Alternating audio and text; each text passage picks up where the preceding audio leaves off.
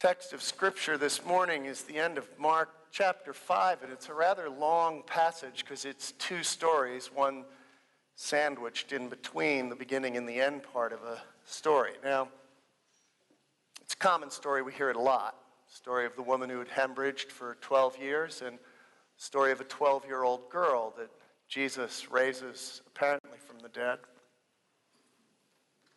I had a dream about 10 years ago about that 12-year-old girl, and I have been trying to figure out what this passage means ever since. It sort of beckons to me each time it comes across my way. There are lots of theories about what they mean. Some people think it's a question of a rich woman and a poor woman. Those are the folks that see the Gospel of Mark pretty much entirely as being about class struggle and class structure. Other people, because of the number 12, see it as being about an old Israel that has been sick and infirmed and a new Israel, or the new creation, ready to rise. That one maybe gets a little closer to the point for me anyway. But I've read 11 commentators this week, 11 of them. And not one of them has even broached the subject of why it would be females that are in these stories representing these things. The best I could get from them was, well, it turns out the gospel is for girls too. So let's see where this goes. Would you listen as the Spirit brings a word to you? When Jesus had crossed again in the boat to the other side, a great crowd gathered around him, and he was by the sea. Again, by the sea, that generative edge. Then one of the leaders of the synagogue, named Jairus, came, and when he saw him, fell down at his feet and begged him repeatedly, "My little daughter is at the point of death. Come and lay your hands on her so that she may be well and may live." So Jesus went with him. And a large crowd followed him and pressed in on him. Now there was a woman who'd been suffering from hemorrhages for 12 years. She had endured much under many physicians and had spent all that she had, and she was no better. In fact, she'd grown worse.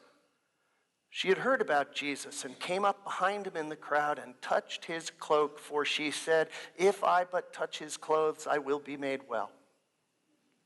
Immediately her hemorrhage stopped, and she felt in her body that she was healed of her disease.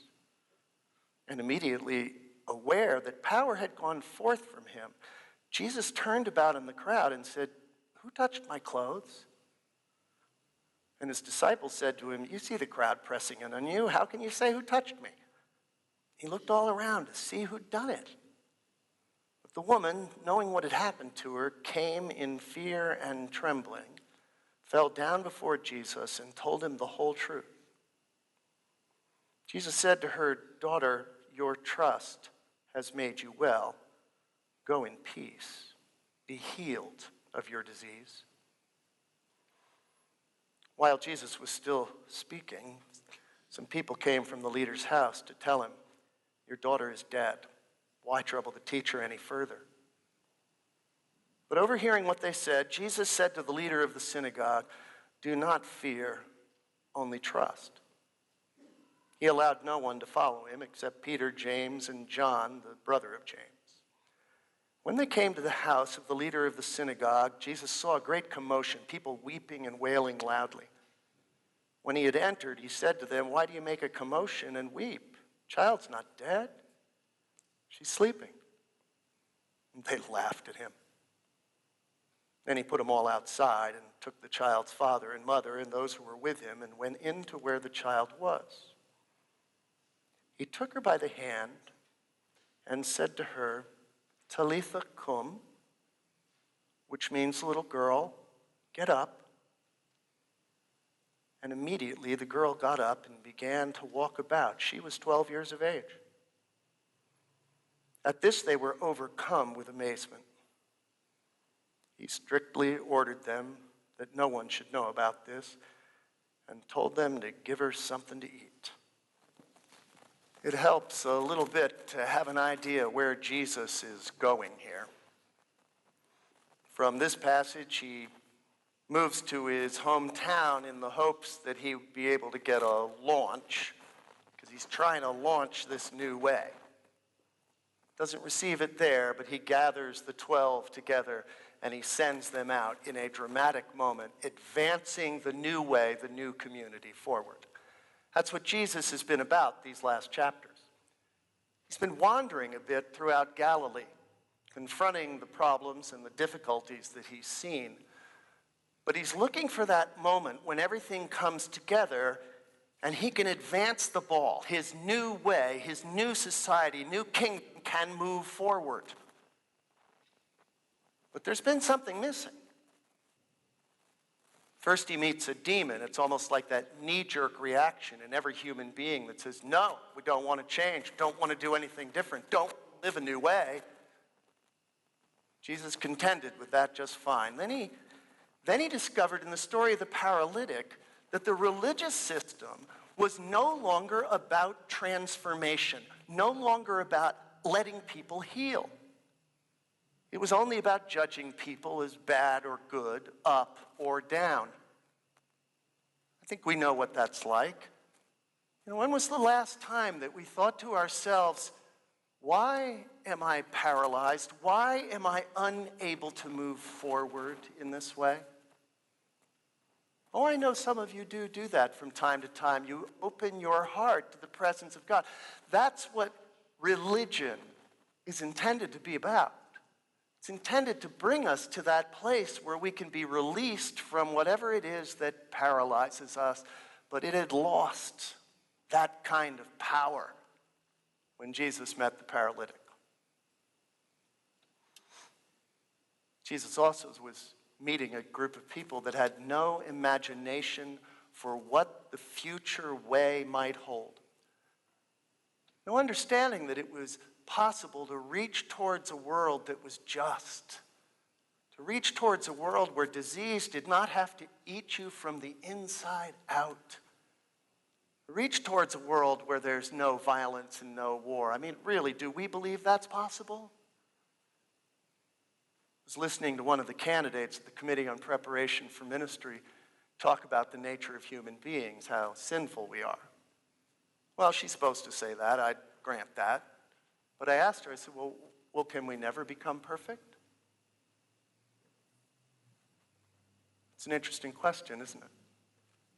I mean, I'm a Calvinist, total gravity and all that, but really, can we ever become perfect? Can we ever catch a vision of being redeemed by the power of God? No imagination for that was the difficulty they were having. And then Jesus contended with that too as he taught them with parables. And then he moved out onto the sea, right on the edge of chaos, that moment where you can be destroyed or recreated, where the pain just goes mad all around you, and all you can do is hope for that spark of life that you receive from the love of God within you.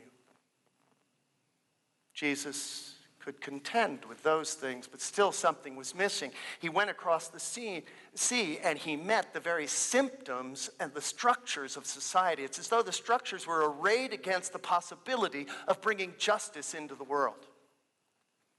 Jesus contended with that as well. Still something was missing until he came back to this place.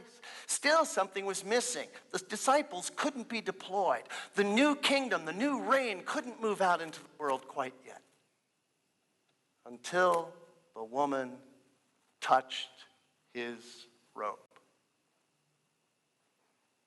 Now it says that the power went out of him, and I have absolutely no doubt that that was true. But you talk to any healer who uses their hands, somebody who does Reiki, massage therapist, a physical therapist, you talk to any of them and they'll tell you it's a transaction. Yes, the power and the energy go out of you as you reach and you touch individuals, expressing your form of love and healing to them, but you receive something as well. Jesus received something, I believe, from that woman. Though life had been pouring out of her for 12 long years, he received the power of God expressed in a woman. Now, I'm not talking about reaching out and touching your feminine side, you understand. I'm not talking about all of us getting together and expressing our feelings and learning how to cry in public. That's not what I'm talking about.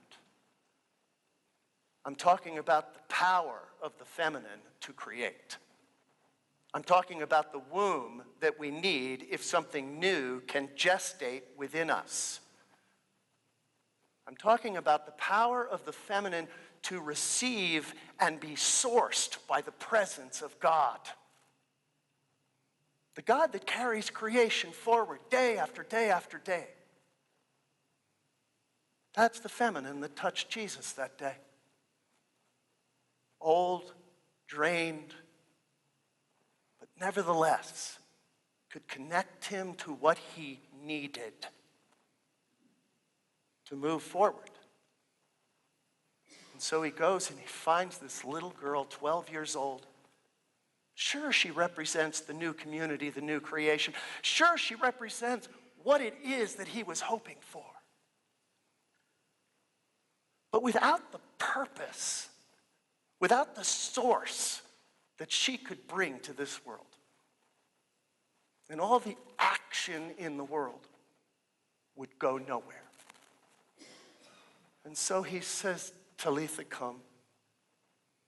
I like to think what he said was, sweetheart, get up. Sweetheart, rise. And Jesus is saying that to every one of you today. Sweetheart, rise. That place inside that is the source of your strength needs to rise. That place inside that gives you purpose needs to rise. And Jesus is reaching out with healing hands to tease it out so that we might be whole. Looking to tease it out so that we don't knee-jerk against the kind of shift that's going to be required to bring about a just world. So that we have the courage to examine our lives and understand what it is that paralyzes us and open to the possibility that God could heal it. Talitha, come, rise.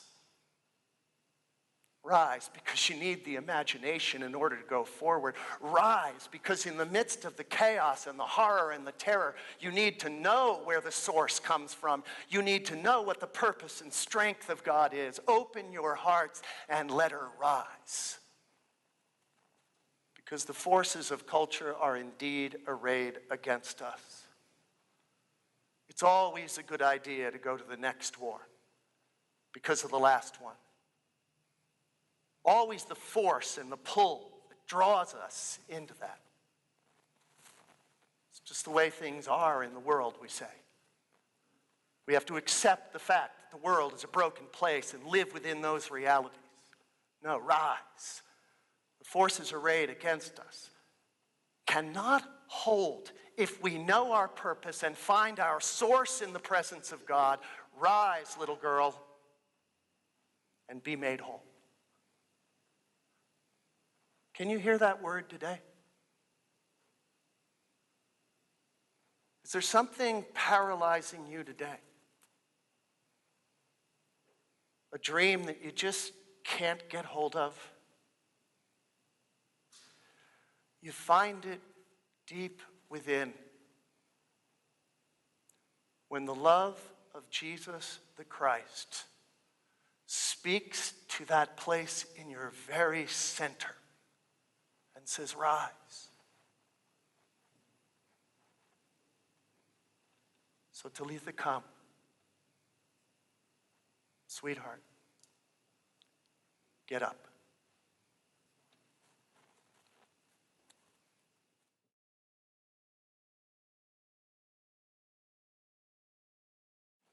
So usually at this point in the service, I'm done talking. But there's something I would like to talk to you about, and that's our stewardship campaign. We're going to dedicate our pledges on December 8th. A little later this year than in some years because we wanted to get into the new space. We've done a lot of work over the last 3 or 4 years. A lot of work in this room for sure. I'm telling you, the renovation committee were magicians. You know that our capital campaign, we wanted to get a little bit more than $900,000. With $605,000, they did all but a little bit of what we were hoping to do with 900. They're magicians. Pretty remarkable, really. We've gotten a lot of things done. We have a budget deficit. We all know it. Okay? It's a $50,000 budget deficit. Why do we have it? Are we being completely irresponsible? Some would say yes, but I think they're wrong. What we're doing is we're trying to grow into the congregation that can hold an associate pastor and all of the activity and the thriving ministry that goes on around that. And we can't do it yet. We have some reserves, yes, but we need to balance that budget. Some very generous people have put us within reach, I think. So there's several things we're going to do to try and close that gap over the next 3 or 4 years. We'll try and cut some expenses more. I am a little bit wondering about that because when I tell you the session has pared down the budget over the last 4 years, I mean to tell you, it really is shrunk down. But we may find some things. We'll do fundraising events. We'll increase rentals. We'll do anything else we can think of. There's some conversation about whether or not we can share administrative expenses with a couple of other churches. We'll be creative in every way we can, but one of the ways that we need the help is for you to increase your pledge. Now, that can happen over a period of time. You know, we're hoping over a period of 4 years that we might get to 15 or even 20% increase over 4 years. So you can consider that as you consider what your pledge might be, but the other thing that always comes up now is some people don't know why we pledge at all. So I just thought I'd tell you. Every year, the session has to figure out what we can afford to spend money on and what we can't afford to spend money on. They make a budget plan according to what people have promised they will give to the church every week or every month, however that works. So we need people to pledge so that we know what it is that's going to come in. Now, what's a pledge? Is it some sort of a binding contract? No. No, it's a promise that you're making, but if your circumstances change, you know, we're not going to send collectors out. You just call us up and say, my circumstances changed. And we'll go from there. So at one level, that's why we pledge. Because we need to plan how we spend our money in the church. At another level, the reason we pledge is so that we can be a part of what goes on here. So that we can be part of that unity that Ralph talked about, that interaction that is able to heal the world. And frankly, I think everybody needs to be part of that. I don't care at what level, really. I know some people really can't give much, and that's okay. The people who can give a lot here, it's okay with them. But I know they'd like to see everybody participate at some level so that we're all in it together. So over the next couple of weeks, as you look at your finances, as you think about the vibrancy of the ministry here, what do you want to see happen? How is it that you'd like to give? Just like you to consider that. If you have any questions for me, I'd be happy to answer them. If you have questions about the budget and you don't want to ask me, you can ask members of the Finance Committee. There are a couple here. You can ask Aaron, who's the chair of our Stewardship Committee. We'll get you whatever answers you need if you want to understand what's up. I look forward to the next few years with you. It's my deep hope that we will continue to be a vibrant, alive ministry for Jesus Christ, who who is the hope of a new tomorrow.